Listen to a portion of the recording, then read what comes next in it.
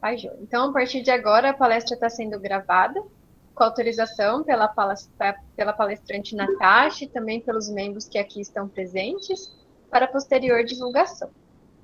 Então, primeiramente, gostaria de agradecer a Natasha por participar rapidamente quando eu fiz o convite, super simpática, logo aceitou participar da palestra aqui para a gente, com um tema bastante relevante, né?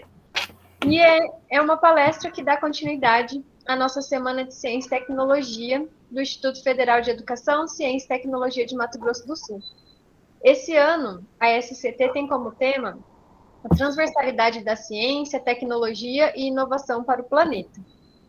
Falar um pouquinho da Natasha, ela tem Natasha Arumiota, me corrija se eu estiver pronunciando errado. Ela tem graduação em terapia ocupacional pela Universidade Federal de São Paulo, é mestra em engenharia biomédica pela Universidade de Mogi das Cruzes, já atuou na Associação de Assistência à Criança Deficiente e atualmente atua na área de pesquisa e desenvolvimento em tecnologia assistida e recursos terapêuticos com o uso da impressão 3D como meio de manufatura. Ela é palestrante, oferece cursos e consultorias na área de tecnologia e indústria 4.0 na América Latina.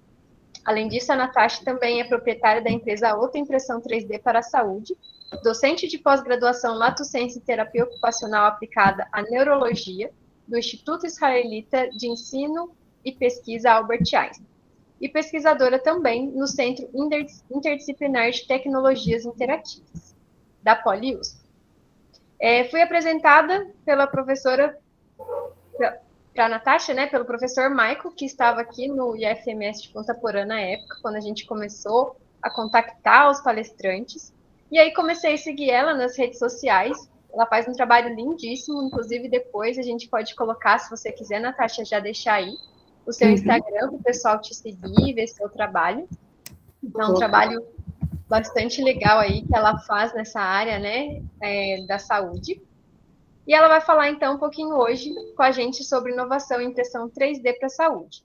Antes de eu passar a palavra para ela, eu gostaria só de dar 2 recadinhos básicos. O primeiro é com relação à lista de presença para emissão de certificados. Eu vou passar a lista mais ao final da palestra e ela será colocada aí no chat. É muito importante que vocês não saiam antes de assinar a lista. Precisam lá clicar no link e colocar o CPF no qual vocês se cadastraram. Além disso, fiquem bem à vontade para tirar dúvidas, fazer perguntas, mas não deixem o microfone ligado ao longo da palestra para não dar interferência, tudo bem? Qualquer coisa, quando a gente disponibilizar, vocês podem fazer pergunta no chat ou também via microfone.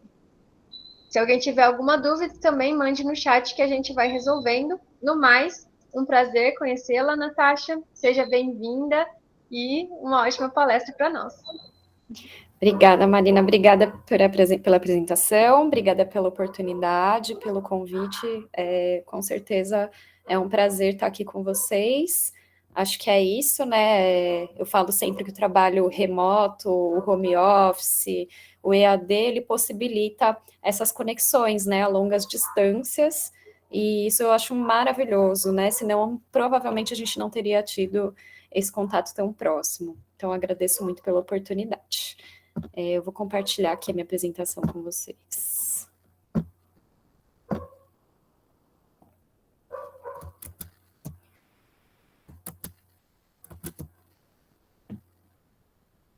A tela está sendo compartilhada, vocês estão conseguindo ver? Acho que está indo ainda, né? Está indo. Isso, agora sim. Uhum. Deu certinho. Como eu sei que no Google Meet eu não consigo falar e ver vocês ao mesmo tempo e tudo mais, eu vou ficar entrando e saindo aqui da tela, mas vamos lá. Bom, primeiramente, meu nome é Natasha, Natasha Harumiota, né? E eu vou falar com vocês um pouquinho sobre inovação e impressão 3D para a área da saúde. Né? Então, hoje essa é a minha vertente de trabalho, né? Eu sou terapeuta ocupacional de formação, porém eu quis fugir um pouco da casinha quando eu conheci a tecnologia da indústria 4.0. Eu percebi que eu tinha muito mais possibilidades se eu saísse um pouco da casinha. Então, só rapidamente para me reapresentar, né? Eu sou terapeuta ocupacional pela Universidade Federal de São Paulo, mestre em engenharia biomédica. Atualmente sou candidata ao doutorado da Poli-USP, né, da Escola Politécnica de Engenharia da USP, e justamente por causa da pandemia não consegui ainda começar o doutorado, tá? E esse meu interesse, né, por tecnologia, ele surgiu lá desde os meus estágios obrigatórios, logo que eu estava para me formar como terapeuta ocupacional. Então, na época, eu fazia um estágio obrigatório numa associação que era uma associação de distrofias musculares, né? Então, esses pacientes eram pacientes que tinham doenças raras, degenerativas e progressivas, e não tem cura, né? Então, normalmente, para esse tipo de paciente, a gente usa diversos tipos de tecnologia, principalmente quando a gente fala de tecnologia assistiva, né, para que eles consigam realizar as atividades deles. Então, há 10 anos atrás, a gente já utilizava algumas tecnologias, porém, ainda não era muito comum o uso da impressão 3D, né, ainda era inacessível em relação a valores mesmo, preço de mercado e tudo mais. E isso me revoltava bastante, porque a gente não tinha condições de oferecer o melhor da acessibilidade para o nosso paciente. Então, eu saí do estágio um pouco frustrada e eu sou voluntária há 20 anos de uma instituição que ela chama Shuyodan do Brasil e ela também tem uma matriz no Japão, né? E em 2014, eu ganhei uma bolsa de intercâmbio para o Japão, onde eu pude conhecer diversas áreas aí relacionadas a contexto educacional, saúde, enfim. E eu percebi que no Japão, em 2014, já era muito comum o uso de diversas tecnologias que estavam cada vez mais baixando o valor, né? E que era possível criar novos tipos de dispositivos para pacientes. E aí eu falei, bom, se aqui no Japão isso chegou, alguém tem que levar para o Brasil. Então eu voltei daquele intercâmbio com a ideia de que um dia eu conseguiria implantar isso aqui no Brasil. E eu não tinha dinheiro, obviamente, né? Como toda pessoa que se forma começa, né? Então eu comecei a trabalhar em vários setores aí da terapia ocupacional. Então trabalhei em contexto educacional, contexto hospitalar, ambulatórios, na ACD. E finalmente eu conheci a impressão 3D dentro do mercado do mestrado. E a impressão 3D nessa época que eu conheci, que foi em 2017 para 2018, ela já estava com um valor bem mais acessível. A gente vai falar sobre isso lá na frente, tá? E isso fez com que eu criasse alguns dispositivos, né, para pacientes, e esses dispositivos acabaram viralizando na internet, onde as pessoas passaram a conhecer meu trabalho. E eu não sabia, não imaginava, né, a dimensão que isso tomaria. Então, isso foi bem legal. Até eu pedi a demissão da ACD, justamente porque eu não tinha mais condições de atender paciente e desenvolver dispositivos, justamente por ser uma das pioneiras aqui no Brasil em relação a essa área de tecnologia assistiva com impressão 3D. E aí a startup Fixit, que eu convido até vocês a pesquisarem, conhecerem, seguir no Instagram, desculpa que deu um recadinho aqui de bateria. Eu convido vocês a pesquisarem sobre a Fixit, que elas também trabalham com inovação e tecnologia. Eles utilizam impressão 3D para substituir o gesso, né? Então, em vez de você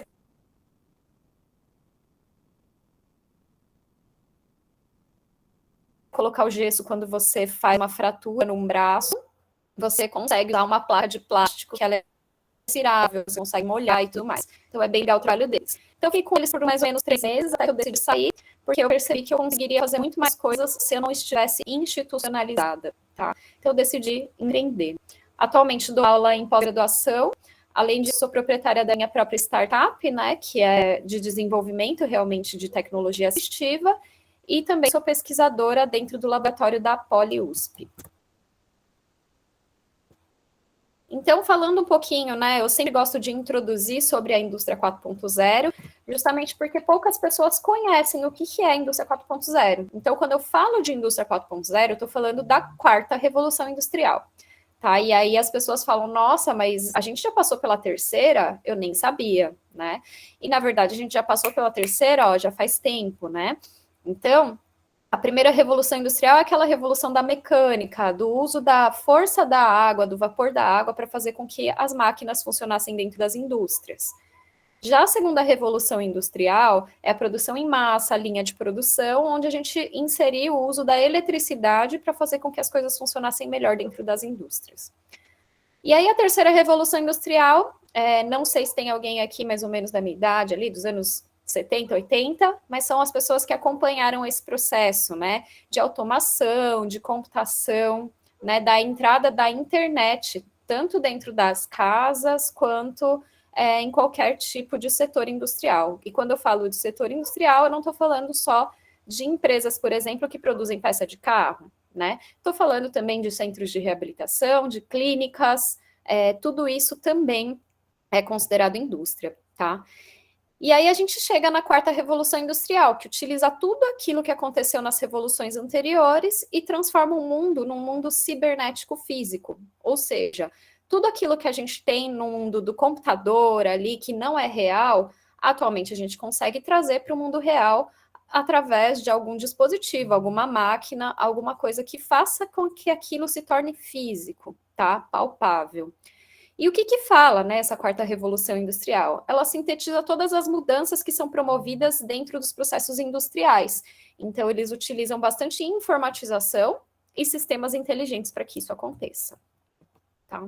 A primeira vez que a gente ouviu falar de indústria 4.0 foi em 2011. Então, né, já passaram 10 anos aí, e esse termo, né, indústria 4.0, ele foi lançado numa feira de tecnologia em Hannover, na Alemanha, tá?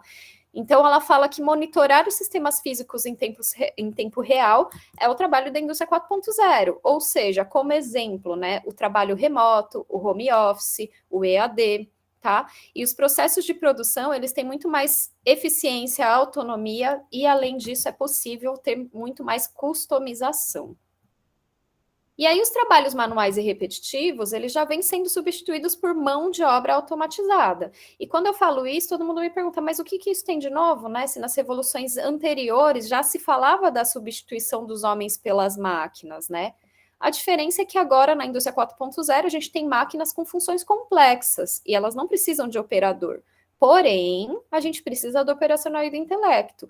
Ou seja, a gente precisa de profissionais capacitados com formação multidisciplinar que possam tocar essas máquinas, né? O intelecto dessas máquinas, essas funções complexas. Então, está surgindo aí diversas novas profissões no mercado por causa disso. Então, é isso que a indústria 4.0 possibilita.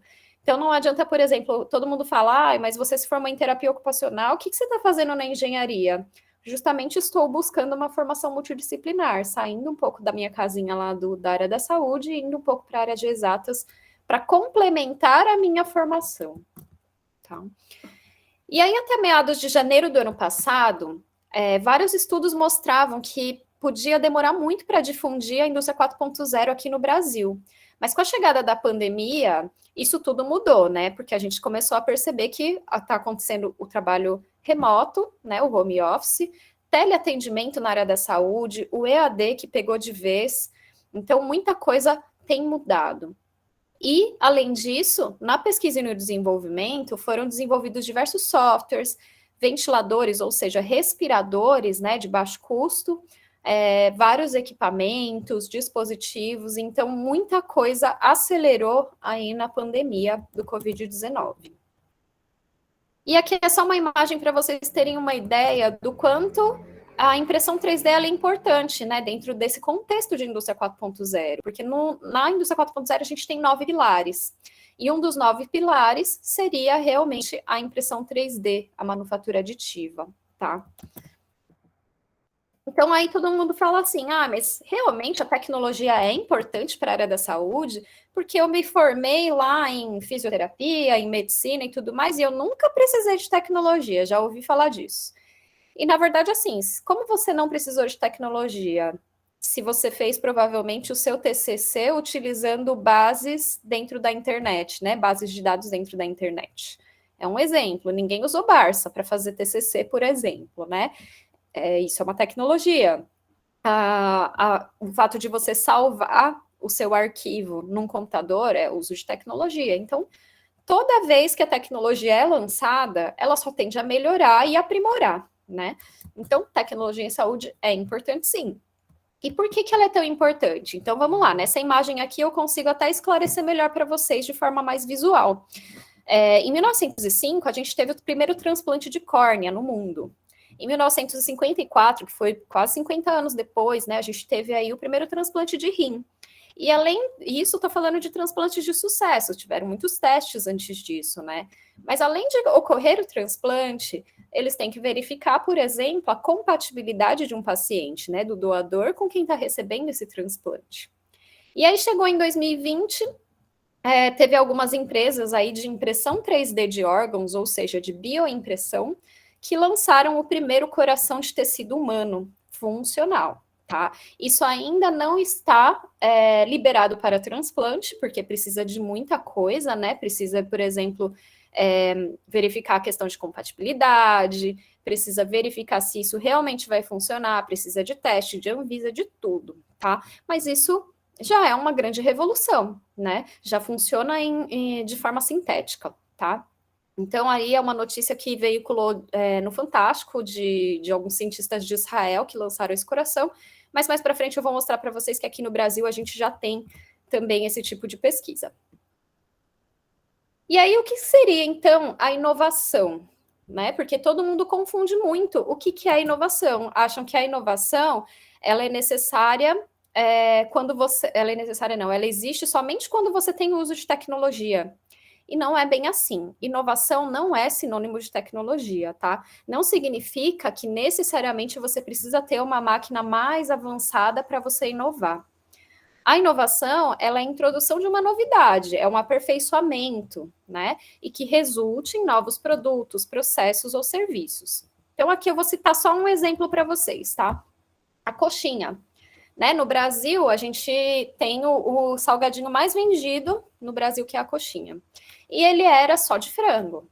E aí alguém foi lá e utilizou o formato da coxinha, porque ele é o mais vendido, então visualmente as pessoas já querem comprar, já é um atrativo. Porém, ele só mudou o recheio. Podia ser um bolinho de carne, mas não, eles fecharam a carne e colocaram a carne no lugar do frango. Tá? Então, isso é muito relevante e vendeu, tá? Então, tem várias casas aí de salgados que hoje fazem coxinha com recheios diversos, até doce, né? Mais um exemplo aqui de coxinha ainda, tá? Essa é uma padaria da Zona Norte de São Paulo, que eles lançaram uma coxinha de 1 quilo. E por que eles lançaram? Sem querer, a cozinheira ela errou a receita e fez uma coxinha gigantesca. E eles começaram a brincar, nossa, será que alguém consegue comer uma coxinha assim, desse tamanho? E aí eles lançaram um desafio. Quem conseguisse comer a coxinha de 1 quilo não precisaria pagar a conta. Obviamente ninguém conseguia, né? Que é uma coxinha muito grande. Mas isso atraiu muitos clientes para eles, né? Porque as pessoas iam lá porque era diferente, era inovador, era uma coisa que não acontece em qualquer lugar. Então eles iam lá experimentar, mas eles tinham que pagar, né? O lugar ganhou dinheiro? Ganhou, tá? Isso é inovação. Marina, só uma pergunta. Eu respondo agora as perguntas que estão no chat ou você prefere que eu responda depois? O que você achar melhor, Natasha, fique bem à vontade. Se você quiser que eu faça tudo no final. Tá bom, acho que é melhor, né? Porque aí eu consigo dar andamento, tá bom? Então, Beleza. pessoal, eu vou responder mais para o final, que eu acho que é mais... Dá para continuar construindo aqui o raciocínio, ok? Então, finalmente, o que seria a impressão 3D, né? Poucas pessoas conhecem efetivamente o que é. E aqui nessa imagem eu consigo mostrar exatamente para vocês o que significa a impressão 3D em si. Então, é aquilo que você tem na sua cabeça, né? A sua criatividade. Você consegue pensar em alguma coisa que você queira que exista no mundo real. E aí você desenha isso dentro de um software no computador, o que a gente chama de mundo cibernético, né? E você traz para o mundo real, o mundo físico, através de uma máquina, ou seja, através da impressão 3D, ok? É isso, basicamente, que é a impressora 3D. E aí, aqui eu vou mostrar para vocês alguns exemplos do que está acontecendo no mundo, né, em relação a isso. Então, aqui vai uma linha aérea, né, que eles utilizaram várias peças produzidas em impressora 3D para fazer, por exemplo, o painel do avião, tá? Então, o painel normalmente é todo de plástico, assim como o painel de carro é de plástico, do avião também, pode ser algumas partes, tá? de plástico, assim como de iate. Então, eu já fiz um painel de um iate da Volvo, por exemplo, todo em impressão 3D. Então, isso é possível. E o que isso gera, né? Gera baixo custo. Então, eles conseguem abaixar efetivamente o custo com materiais muito acessíveis, e isso também influencia na queda de valores até de passagens aéreas, tá? Então, a gente consegue fazer um comparativo com antigamente. Eu falo bastante sobre as passagens aéreas para o Japão, né? Que antigamente, no mínimo, R$ 5.000 ida e volta. Hoje em dia, se vocês forem pesquisar, tem passagens por bem menos, tá? Até R$ 3.000, mais ou menos, ida e volta, dependendo da empresa e tudo mais, ok? Não estou falando também que é só impressora 3D, tá? Tem diversas tecnologias aí que ajudam, né? Auxiliam na queda de valores, mas a impressão 3D, ela vem para causar isso também. Impressora 3D constrói 10 casas em um dia, então isso não é uma impressora convencional, tá? Não é aquela impressora que eu vou ter dentro de casa, porque se vocês tentarem construir uma casa com a impressorinha que vocês comprarem de plástico, provavelmente vocês vão demorar uns 10 anos para terminar essa casa, tá? Essa impressora, ela é uma impressora que ela utiliza concreto, a base dela é de concreto e é uma impressora gigantesca, tá? E ela consegue construir 10 casas em um dia. Essa notícia é uma das mais recentes também. Eles construíram uma máquina de suco de laranja. Essa máquina cabe 1.500 laranjas. E quando o suco é espremido, né, da laranja ali, lá no compartimento inferior, aqui embaixo, ficam todas as cascas, tá? Vocês podem ver que aqui, ó, por exemplo, já dá para ver que é a laranja, tá? Então, as cascas ficam aqui embaixo. E aí, quando o cliente compra o suco, eles imprimem um copinho aqui com as cascas de laranja e o cliente toma o suco na própria casca da laranja que saiu daqui de cima, tá? E claro, mais uma vez vou ressaltar, inovação é isso, né? Então, a gente tem um início aí de uma tecnologia que alguém lançou por questões até de reciclagem, de sustentabilidade, né? Mas, obviamente, ninguém vai comprar uma máquina dessa para deixar dentro de casa. E é muito provável que futuramente a gente veja até dentro de uma, por exemplo, Polishop, né? Vendendo um eletrodoméstico de suco de laranja aí para imprimir o próprio copo dentro de casa com as cascas que saírem desse suco, tá bom? Então, é um início, né?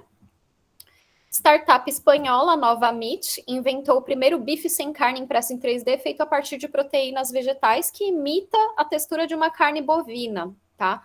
Então, ó, na foto da esquerda, vocês conseguem perceber claramente que é impressão 3D, tá? Parece até um bife de plástico. Isso foi um teste. Aí na foto da direita, vocês conseguem ver um comparativo, que é um de frango.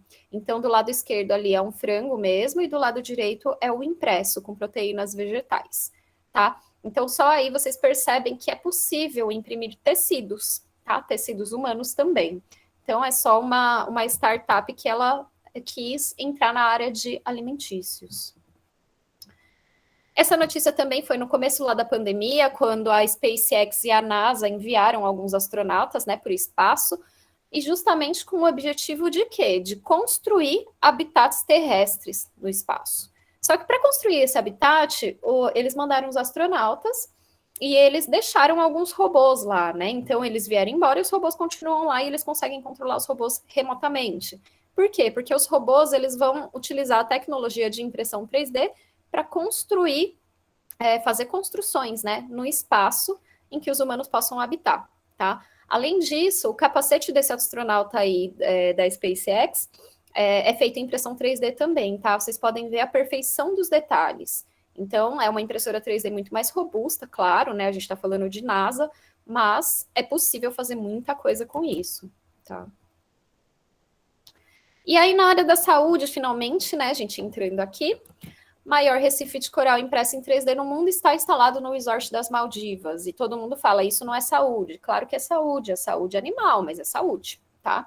Então, eles construíram aí um coral impresso em 3D para restaurar esse habitat natural. Então, é bem bacana, né? E aqui na Ilha Bela, no estado de São Paulo, eles também estão pensando, né? Uma ONG está pensando em construir esses corais impressos em 3D. Me chamaram para participar do projeto, eu não tenho mão para isso, mas assim, bem legal, né? Justamente para a gente pensar que a gente pode até salvar o planeta de alguma forma utilizando a impressão 3D.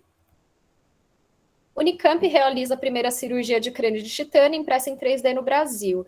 Então, como eu falei, volto a repetir, toda tecnologia tem um início. Esse foi o início, tá? Então, o crânio de titânio, ele costuma ser bem caro, né? Justamente pelo material utilizado.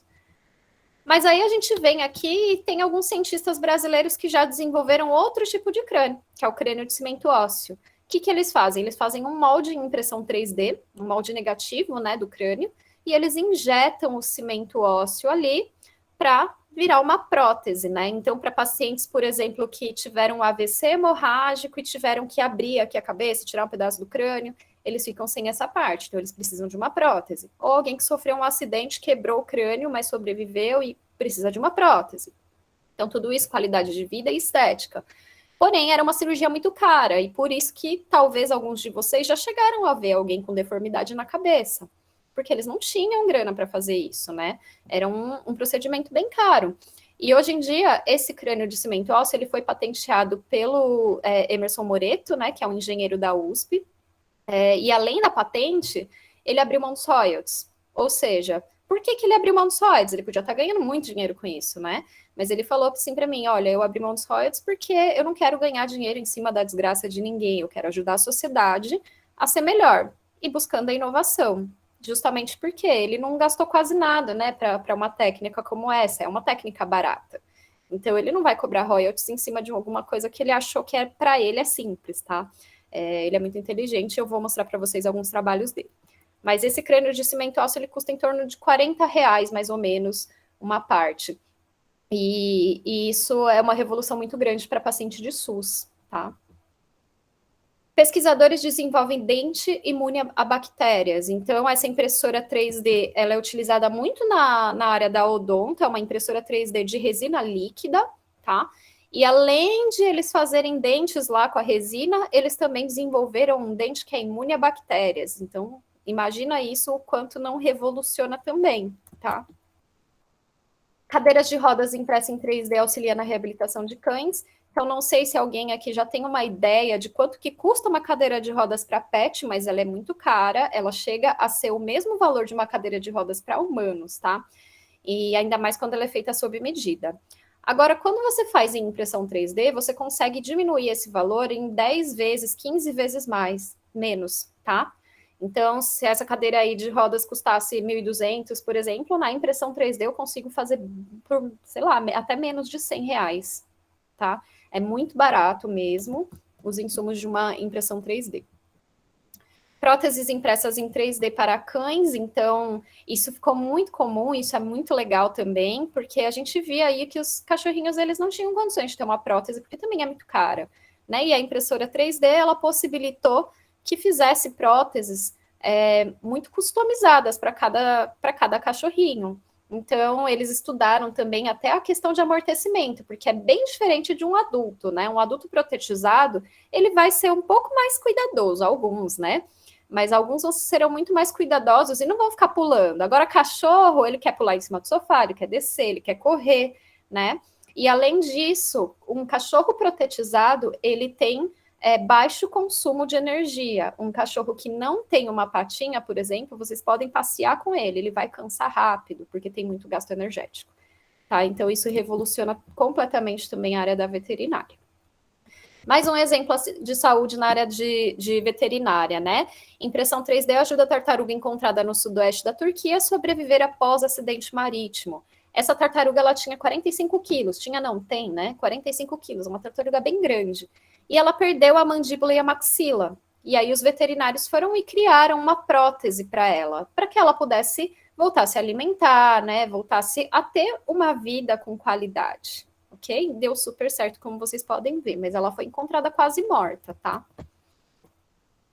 Engenharia reversa e impressão 3D auxiliam na reconstrução do bico de papagaio. Então, imagina, um papagaio sem bico, ele também não consegue se alimentar, tá? Então, ele quebrou esse bico, não lembro da história desse papagaio, mas ele quebrou, e aí eles fizeram todas as medidas. Então, tiraram a medida do bico, colocaram lá na engenharia reversa, no software e tudo mais, e imprimiram um bico novo para ele.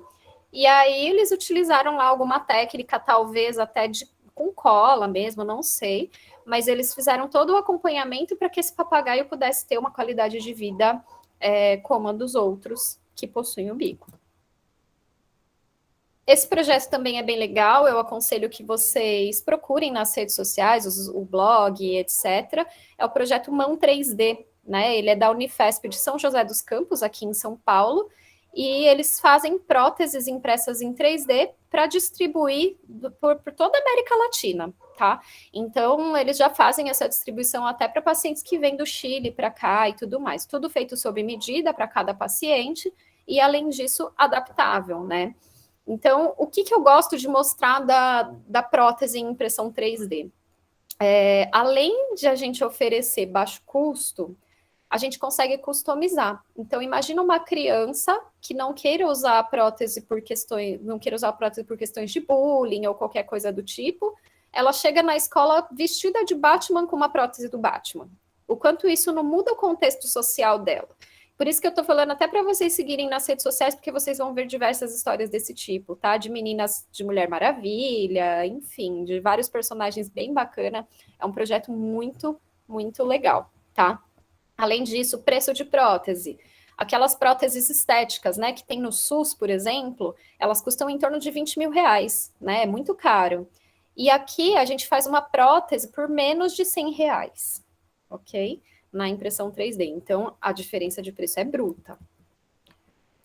Cientistas de Israel utilizam impressão 3D para criar coração de tecido humano. Então, como eu falei lá para vocês, né, existe já esse coração de tecido humano lá em Israel e, como sempre, a Globo adora, né, não divulgar as coisas direito, porque aqui no Brasil a gente já tem também coração de tecido humano. Então, os cientistas de Israel não foram os primeiros, tá?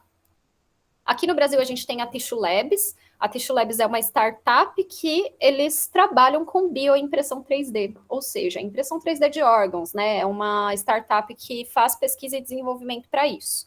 Então, a ideia deles, a promessa deles, na verdade, é lançar um coração funcional para transplante até o ano de 2030. Por quê? Porque o médico, que é um dos sócios proprietários e CEO da empresa, ele nasceu com um problema cardíaco e ele precisava de transplante, ele conseguiu e tudo mais, alguma coisa assim. E aí o sonho dele é poder ajudar outras pessoas, né, nesse sentido. Então, normalmente essas startups que trabalham com inovação e alguma coisa muito grande é porque eles têm uma história envolvida, tá? Então, vale a pena vocês conhecerem a Tissue Labs também. E eles acabaram de abrir uma filial na Suíça para vocês terem uma ideia de quão grande eles são, tá? É uma empresa avaliada em milhões aí de dólares. Técnica inovadora utiliza a impressão 3D para criar próteses auriculares. Aquele mesmo cara que tem a patente do crânio de cimento ósseo, ele tem a patente da Tissue Labs, porque foi ele que inventou a impressora 3D de órgãos, e também é ele que tem a patente aí das próteses auriculares, tá? Então, é bem bacana essa técnica. Nessa foto é visível que não é uma orelha muito próxima à cor da pele de vocês, justamente por quê? Porque esse silicone que é injetado para fazer essa prótese, ele tem que ser da cor da pele de cada um. Então, não importa se você é branco, amarelo, negro, não importa, tá? O tom da pele varia de pessoa para pessoa. Então, eles fazem uma prótese customizada, totalmente customizada para cada um. E aí, no Covid-19, que é o que mais se fala, né, hoje, infelizmente é o que mais se fala, espero que logo, logo a gente pare de falar disso, também aconteceram muitas coisas que revolucionaram aí com a impressão 3D, e por isso que tem se falado muito sobre isso. A Tissue Labs, que é a mesma startup dos órgãos, né, de 3D, eles também criaram um dispositivo 3D para auxiliar na pesquisa do coronavírus, tá? Então, esse plug que eles criaram, eles conseguem colocar hidrogel com matriz extracelular e fazer testes com o coronavírus na ação do epitélio pulmonar, tá? Então, é bem legal e eles distribuíram esse dispositivo de forma gratuita para qualquer pesquisador que quisesse colaborar com a pesquisa relacionada ao coronavírus. Além disso, a gente teve o projeto IGIA, não sei se vocês chegaram a conhecer, mas é um projeto de face shields, né, que a gente utilizou a impressão 3D para criar essa nova EPI, que é equipamento de proteção individual, Por quê? Porque os profissionais da saúde que estavam lá na linha de frente, eles estavam muito expostos. Alguns não tinham nem máscara cirúrgica para usar durante a atuação. Então, o risco que eles tinham de pegar Covid era muito alto. Tá? E aí a Face Shield veio aí como um adicional, né? Uma EPI adicional, e ela não existia. Então, a gente criou uma.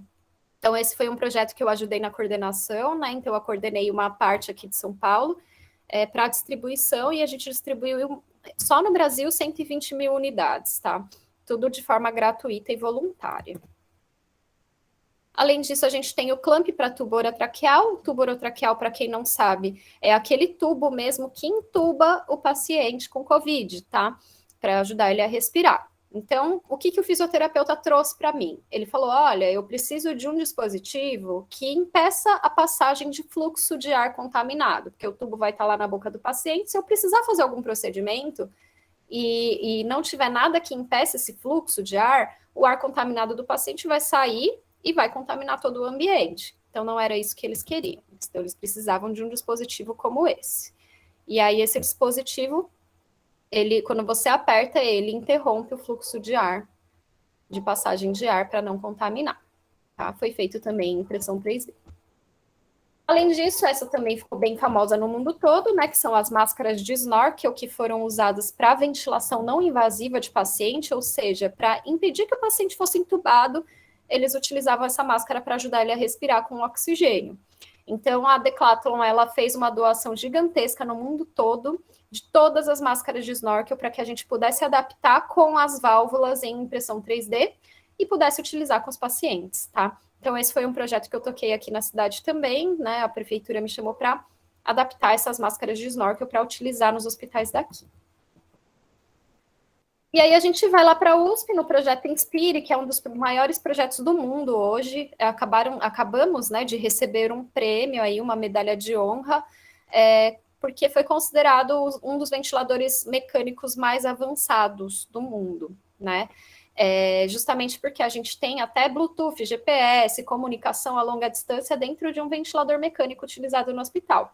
O que é o ventilador mecânico? Para quem não sabe, é o chamado popularmente de respirador, para manter o paciente vivo. Tá? Então, a gente não fez uma máquina gigante, a gente fez uma máquina pequenininha que dá para você transportar, mas ele tem como fazer o suporte ventilatório de todo mundo que tem a necessidade. Então, a gente já distribuiu pelo Brasil inteiro, e tem também fora, na Antártica, nos Estados Unidos, já tem alguns equipamentos como esse. Para quem não conhece o projeto, ali está o site para vocês conhecerem, tá? E aí o projeto Inspire, ele também tem uma outra linha, que é também para ventilação de paciente, para que ele não precise ser entubado, que é o escafandro de acrílico para VNI. Tudo isso, gente, que eu estou mostrando, utiliza peças em impressão 3D, tá? Em algum momento, utiliza peça em impressão 3D para fazer esses equipamentos de forma barata e rápida, ok? Então, algumas válvulas são construídas em impressão 3D, por exemplo. E aí, esse escafandro, ele foi criado justamente para não ter contato direto com a pele, porque a gente que está na atuação sabe que alguns pacientes, eles têm uma pele um pouco mais frágil, por exemplo, paciente idoso. E aí você fica com aquela máscara colada no seu rosto, se umidificar muito, pode abrir escaras, né? Machucar o rosto do paciente. Então, a ideia é que não tivesse contato com o rosto, então fosse um globo em que o paciente conseguisse respirar, mas sem ter contato com a pele, ok? E aí, aqui fora, né, lá na Europa, criaram essas válvulas de oxigênio para ventiladores mecânicos e foi feita em impressão 3D. Por que eu estou mostrando isso também? Para vocês verem que tem o lado bom e o lado ruim, como tudo na vida, tá? Então, não tinha mais essa válvula para vender, porque a empresa detentora da patente desse respirador não tinha como produzir. E aí, alguém do mundo maker, né, de impressão 3D, resolveu replicar essa válvula para ajudar os hospitais. Replicou, começou a doar. E aí, os detentores da patente foram e processaram essas pessoas, tá? Então, isso é muito triste, né, gente? Porque era uma situação, assim, de calamidade pública e global, mas mesmo assim, quem está interessado em ganhar dinheiro vai fazer isso e não vai pensar duas vezes, tá? Então, são coisas que a gente também tem que tomar cuidado nesse sentido. Às vezes a gente quer ajudar, mas a gente se prejudica. Estantes de isolamento de 10 metros quadrados foram desenvolvidos em impressão 3D na China. por que eles desenvolveram esses stands? A China foi onde começou tudo, estourou. E aí, por exemplo, eu tenho pai, mãe, moro com eles, mas eu me contaminei e os meus pais não. Eles pegavam essa pessoa e isolavam nesse stand por certo período, até que ela pudesse retornar para o ambiente familiar dela e não contaminasse mais ninguém. Ou seja, esses stands eles não foram criados simplesmente para uma situação de isolamento. Eles foram criados para que essas pessoas pudessem ter qualidade de vida enquanto elas estavam em tratamento, tá? Então foi bem bacana e foi uma construção bem rápida, assim como aquela casa que eu mostrei anteriormente, né? Eles fizeram aquela impressora 3D gigantesca de concreto e construíram isso de forma bem rápida. E aí eu sempre gosto de colocar essa imagem, porque todo mundo me pergunta, a pergunta que não quer calar, eu tenho certeza que alguém em algum momento ia fazer essa pergunta para mim. Quanto que custa uma impressora 3D? Então, caso ou compro uma bicicleta? E eu costumo dizer, gente, não é essa pergunta que vocês têm que me fazer. Vocês têm que falar, eu caso e compro uma bicicleta. Né? Ou seja, casa e compra impressora 3D, ou compra impressora 3D e compra bicicleta também, porque casar eu não indico, tá? Mas assim, a ideia é realmente que a impressora 3D ela caiu muito o valor, está muito mais acessível do que antigamente. Então, hoje, uma boa impressora 3D com uma área de impressão legal para vocês, vocês conseguem comprar até por R$ 1.600, R$ 1.800, né? Que é um ótimo custo-benefício, comparado com antigamente, que você comprava uma impressora que imprimia 15 centímetros por, sei lá, R$ 20 mil, às vezes até mais, dependendo da marca, tá? Então, caiu muito o valor das impressoras 3D. E aí a gente entra aqui um pouquinho no meu mundo, né, que é o mundo da tecnologia assistiva. Já estou quase encerrando, sei que eu falo muito. E aqui eu vou mostrar para vocês um pouquinho do que eu fiz, né, nesse processo de impressão 3D na área da saúde. Então, o meu foco sempre foi as pessoas com deficiência, tá? Então, nesse caso, é uma história de um paciente que ele tem uma doença rara, degenerativa e progressiva, que chama esclerose lateral amiotrófica.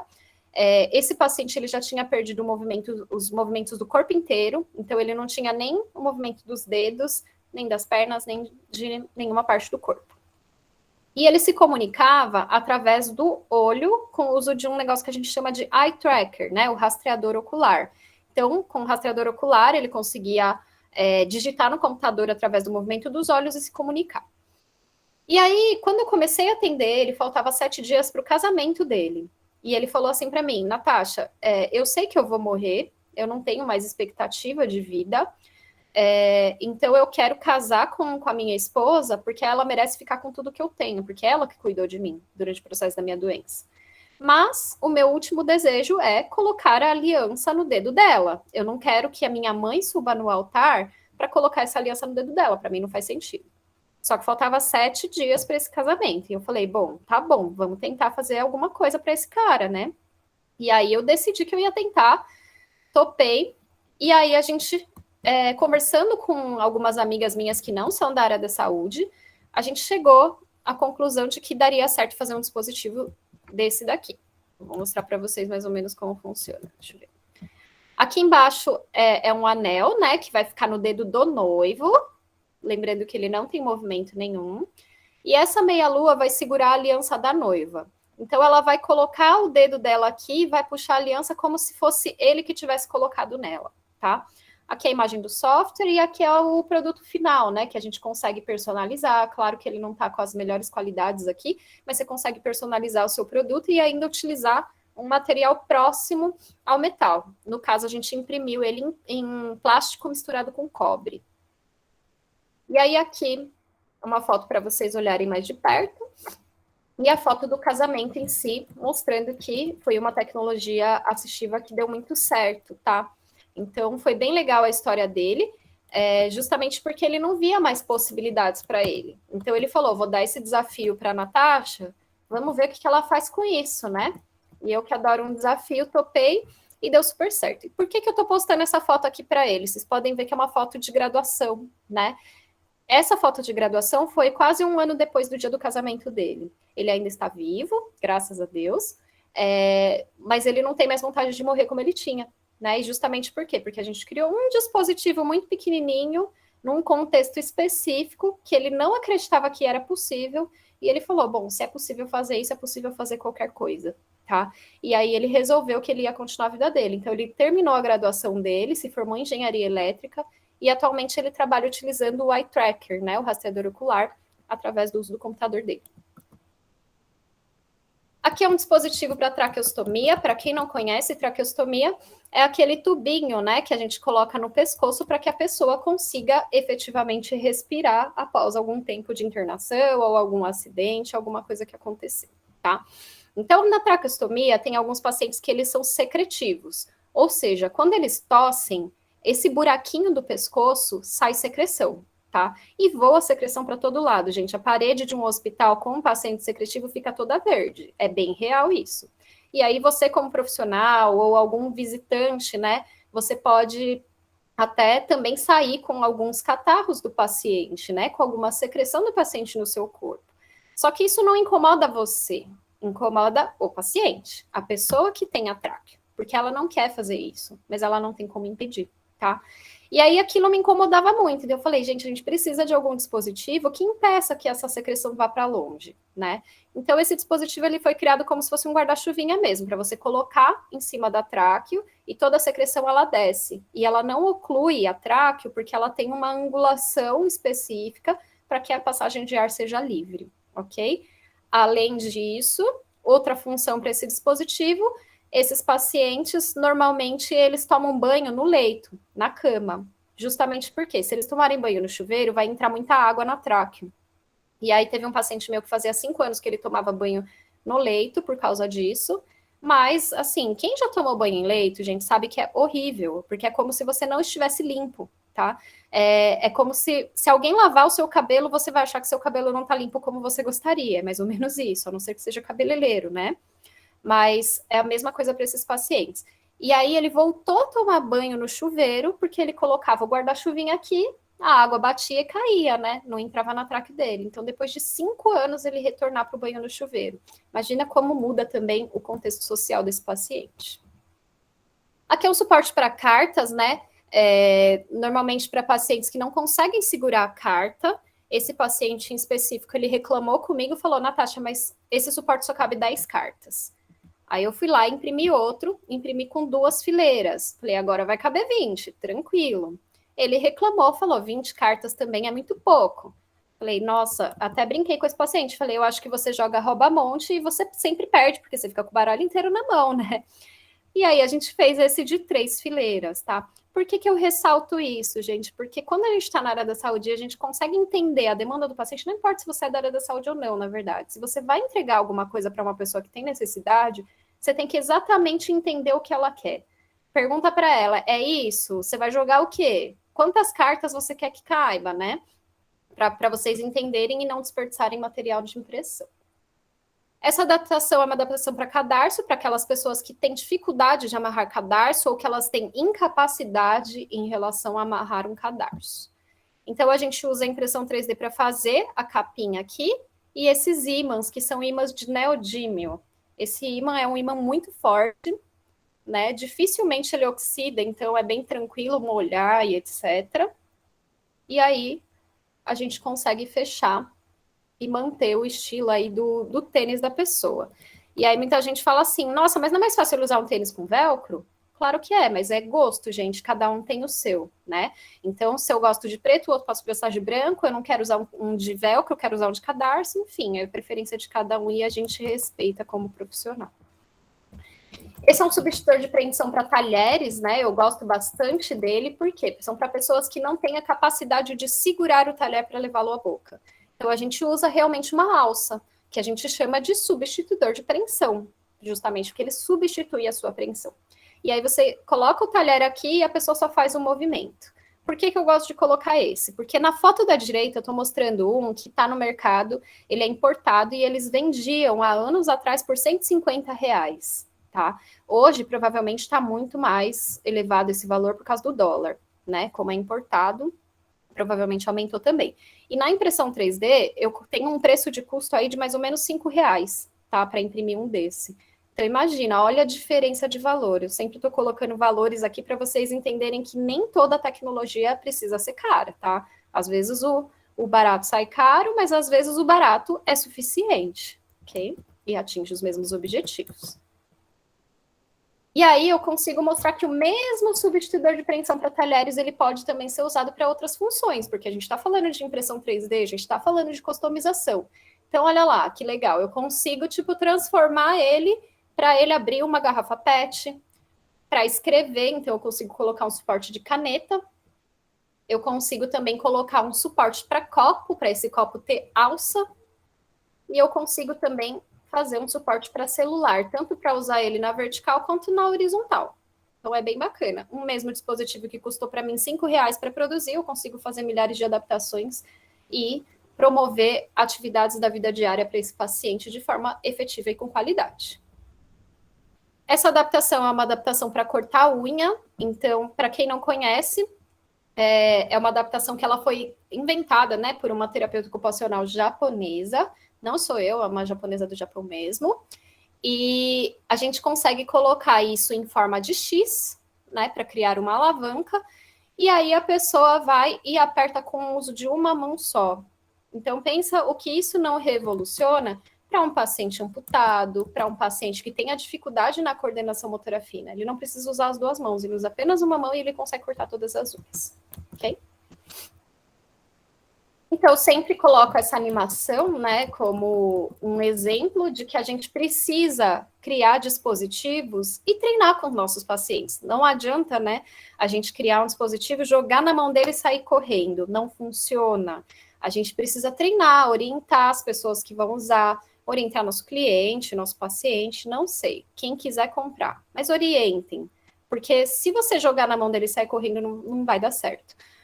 Nessa animação, ele mostra que o Soluço, que é esse menino, ele criou uma prótese para o dragão voltar a voar. Não sei se vocês lembram do contexto, né, dessa animação, mas ele pega essa prótese e coloca no dragão. O que o dragão faz? Ele sobe, começa a voar, só que aí o vento fecha essa prótese e o dragão cai. Aí o Soluço percebe, preciso aprimorar, volta para o desenvolvimento. Aprimora o que precisa, volta para o dragão. Aí o dragão voa, ele sobe em cima do dragão e quem cai é ele. Então ele vê que ele precisa adicionar mais alguma coisa ali. E assim vai indo. Ele ficou no vai e volta, ele treinou o dragão dele, e além disso, ele não desistiu. Então, quando a gente fala de impressão 3D, as pessoas querem, às vezes, tacar a impressão 3D, a impressora 3D na parede. Não façam isso, pelo amor de Deus. Tratem como um bebezinho. Se vocês derem carinho na impressora 3D, ela vai funcionar também, tá bom? E ela é muito mais legal que seres humanos. Ela te dá várias possibilidades, então é bem bacana. Nunca desistam daquilo que vocês estão desenvolvendo. Sempre procurem aprimorar. Não deu certo, não joga fora. Volta para o desenvolvimento até dar, ok? E aqui eu sempre falo da criatividade, então sejam criativos, mas também se divirtam. Não adianta vocês criarem por obrigação. Criem amando o que vocês fazem, tá? Então é isso, né? Criatividade é você se divertir. E seja criativo, mas também seja resolutivo. Às vezes, criatividade por si só dá dinheiro, mas se você for resolutivo, vai te dar muito mais, tá? Além de ajudar a sociedade. Então, aqui eu finalizo, agradeço muito pelo convite, agradeço a paciência de vocês, porque eu falo muito, e deixo aqui uma frase: alguns homens veem as coisas como elas são e dizem, por quê? Eu sonho com as coisas que nunca foram e digo, por que não? Então, para mim, nada é impossível. E aqui fica alguns contatos meus, né? Tanto de e-mail, WhatsApp, Facebook, Instagram, para caso alguém precise entrar em contato, queira tirar alguma dúvida e conversar posteriormente. Muito obrigada.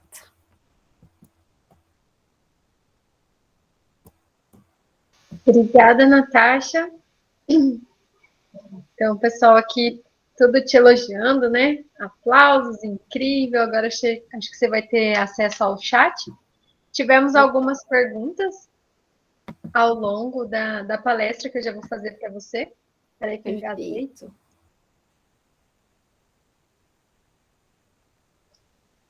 Tô dando risada. Com certeza as pessoas estão falando que choraram na hora da aliança, né? Sim, teve.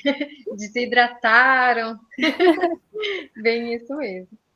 Mas antes de eu fazer as perguntas, a gente tem tanto estudante quanto professores aqui, né? E os campos do IFMS, eles têm a impressora 3D. E aí eu falo por mim mesma que eu não tinha conhecimento de impressão 3D até entrar no IFMS. E também confesso que ainda não sei as possibilidades que ela pode trazer para a gente. Então, essas palestras, elas acabam abrindo um pouco nossa mente, né? Elucidando cada vez mais o que a gente pode, de fato, tirar de proveito com essa ferramenta que está aí ao nosso dispor, né? Que às vezes a gente acaba não utilizando tanto e ela está ali para fornecer para a gente algo muito importante, né? Com certeza, acho que as possibilidades são infinitas, né, na impressão 3D, e vocês tendo disponível dentro do Instituto Federal, nossa, aproveitem muito, porque não é todo lugar, né, infelizmente a maioria dos locais não querem investir. Quem investe normalmente são centros de tecnologia, né, e para alguma coisa específica, normalmente para a criação de algum protótipo e tudo mais. Mas hoje a impressora 3D cria até produto final, não precisa ser protótipo. Sim, inclusive os Face Shield, né? O pessoal se dedicou muito também, o IFMS fez doação e tudo, então foi bem legal essa aproximação. Tem edital, né, de fomento, então o pessoal que está aqui, até estudantes, é interessante dar uma alfinetadinha nos professores também para incentivar os projetos a saírem, né? Com certeza, eu apoio total. Sou suspeita, mas apoio. Então a gente tem perguntinha lá desde o que tinha no começo, então a Carla participou bastante, tem várias delas. Aí eu vou fazendo algumas para vocês, para você aqui. A Carla pergunta se poderia ser realizada impressão 3D para transplante cerebral com todas as ligações nervosas a partir de uma impressora de tecido. Tem algum índice de sucesso, algo que se fala sobre isso? Então, por enquanto, todas as empresas, né, startups, que saíram na mídia, né, e que falam muito sobre isso, eles não estudam a parte de sistema nervoso. Eles estudam primeiro, assim, o que é mais simples, viável, acessível e que tem mais necessidade, que seriam, por exemplo, a parte tanto respiratória quanto cardio, né? Então, cardiopulmonar. Então, pulmão e coração, tá? É o que mais se tem falado. Provavelmente já deve ter algum estudo relacionado à parte cerebral, mas eu desconheço, porque acho que é uma parte muito mais complicada, né? Eu sou terapeuta ocupacional da área da neuro, e trabalhar com neuro, gente, é muito complicado, porque não é simplesmente, né, fazer as ligações nervosas e tal, porque assim, a gente tem que pensar que tem neurônios e neurônio morreu, não volta mais.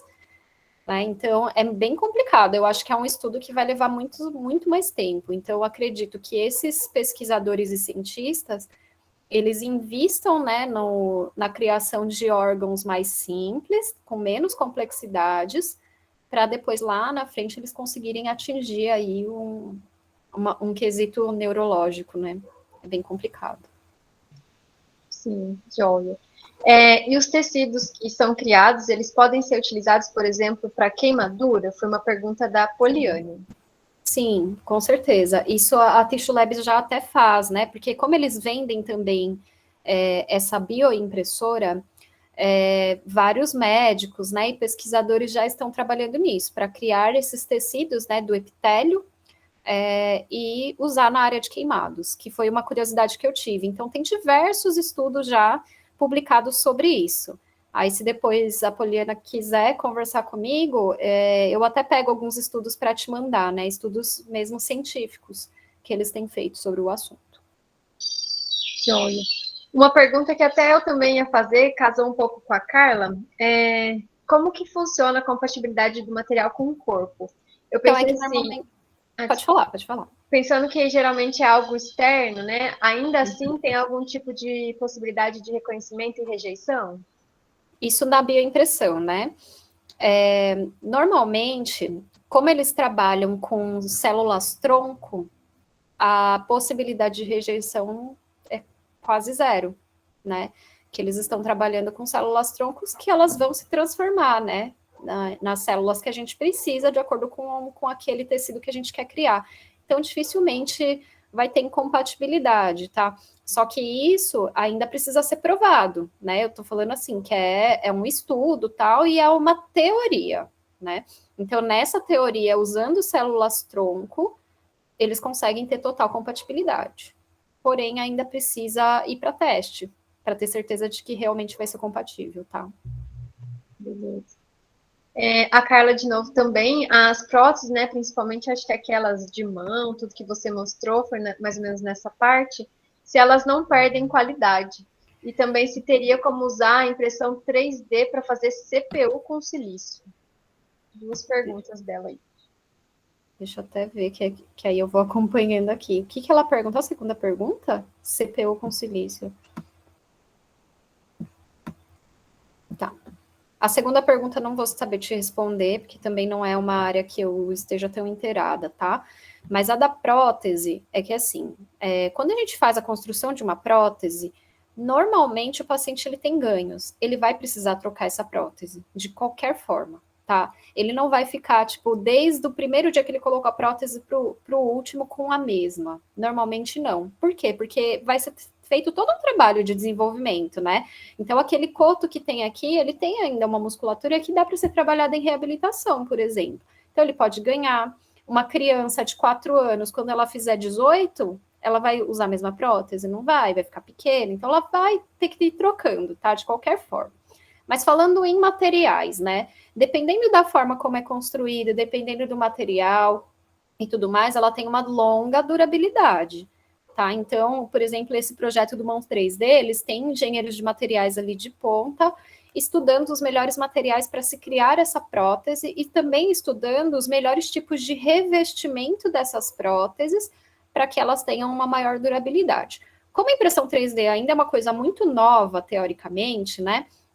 Dentro de todas as áreas, tudo isso ainda é estudo. Então, por exemplo, uma 3D deve ter o quê? No máximo 5 anos de projeto. Né? Então, nesses 5 anos, eu ainda considero um tempo muito curto para a gente saber se uma prótese pode durar 10, por exemplo. Né? Então, a gente vai ter que esperar para ver. Tá? Tudo que é novo, a gente tem que esperar para ver o resultado, não tem jeito. A Tiffany, se quiser acompanhar aí, ela falou que quer comprar uma impressora 3D. Se você tem dicas para ela de como ela saber se é boa, se compensa, as principais propriedades. Tá. Olha, para você escolher uma boa impressora 3D, primeiro você precisa saber qual que vai ser a sua finalidade, né? O que você quer fazer com a sua impressora 3D. Então, por exemplo, na área da odonto, eles não podem usar a mesma impressora que eu uso, né? Assim como, sei lá, se você for fazer uma peça para carro, né? Um parafuso, não é a mesma impressora. Tá? Então, primeiro a gente escolhe de acordo com a finalidade. Segundo, você vai escolher os materiais que você quer imprimir. Então, tem diversos tipos de plásticos, por exemplo, resinas, vidro, enfim, tecidos que você quer imprimir. Então, por exemplo, se for plástico, dentro da categoria plásticos, existe plásticos standards, plástico de engenharia e plásticos avançados. Quanto mais avançado, normalmente tem uma temperatura maior. Se você pegar, por exemplo, um plástico que chama PIC, o PIC ele precisa de alta temperatura para começar a derreter. E aí você vai e compra, por exemplo, o PIC derrete com, sei lá, uns 300 graus, vamos supor, não tenho certeza disso, tá? Mas vamos supor que o PIC derretesse com 300 graus. E aí você compra uma impressora que só atinge até 200, não vai derreter o PIC.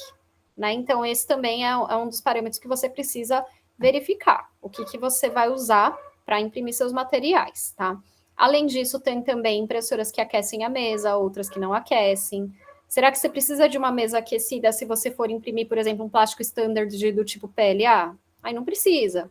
Então, vai depender muito de cada coisa que você escolher, tá? Aí, se você quiser conversar comigo melhor sobre isso, a gente vai falando sobre esses descritivos do produto, porque tem uma infinidade de coisas que você tem que olhar para você escolher a impressora ideal para a sua atuação, tá? Não dá para sair imprimindo qualquer coisa, né, no mesmo tipo de impressora. Tem que ter um foco, né? É o que eu falo, né? Na área da saúde, as pessoas olharam, ela tá fazendo com a impressora 3D, então eu vou fazer também. Aí vai e compra. Aí compra, imprime de qualquer jeito, com qualquer material, não entende muito dos tipos de materiais que tem no mercado ou as propriedades químicas, térmicas e mecânicas desse material, que é relevante, né? E isso acaba prejudicando o paciente. Então, imagina, você está oferecendo um brinquedo que você criou a impressora 3D e você fez um plástico standard, aquilo quebrou e quem estava usando era uma criança com paralisia cerebral. Ela engoliu. E aí? Né? Você vai responder por isso. Então, tudo isso tem que ser feito com muito cuidado, né? Então, em breve, eu vou fazer uma cartilha junto com o meu conselho de classe, né? Que é o CREFITO e o COFITO, que a gente vai construir uma cartilha com as melhores indicações em relação a isso, né? Falando os caminhos, falando sobre por que você precisa de uma capacitação, né? Que não é só apertar botão e sair distribuindo, enfim. Tá, joia. A Jamile Gomes aqui também. Boa tarde, Natasha. Estou desenvolvendo TCC, cujo tema é voltado para a área de impressão 3D na saúde. Desenvolvo um protótipo de um espéculo vaginal que seja feito de um material mais flexível e que possa diminuir dores e desconfortos em consultas e exames. E gostaria de saber se você pode indicar material para atender essa necessidade. Tá, material para... Isso que eu não entendi. Eu material para leitura ou material para impressão? Acho que deve ser para leitura, Jamine. Quer ligar o microfone e falar?